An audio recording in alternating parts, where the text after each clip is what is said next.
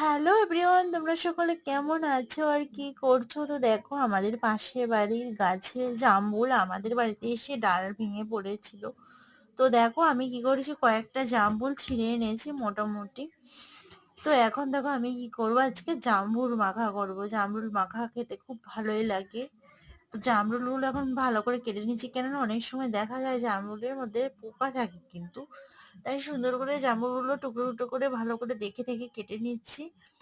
এবার জামরুলগুলো কাটা হয়ে গেলে নুন লঙ্কা, আমি আবার একটু গন্ধরাজ লেবুও দিয়ে দিচ্ছি, টক টক লাগবে, গন্ধটাও বেশ সুন্দর লাগবে। তা আমার তো জিভে জল এসে যাচ্ছে, কখন খাবো কখন খাবো। তাই এবার গন্ধরাজ লেবু দিলাম, একটু নুন দিয়ে দিয়েছি, আর নেবো কাঁচা লঙ্কা। কাঁচা লঙ্কাটা ভালো করে ডলে নিয়ে তারপর সুন্দর করে মেখে নেব। এবার তোমরা কে কে খেতে ভালোবাসো জামরুল মাখা, চলে এসো আমাদের বাড়িতে।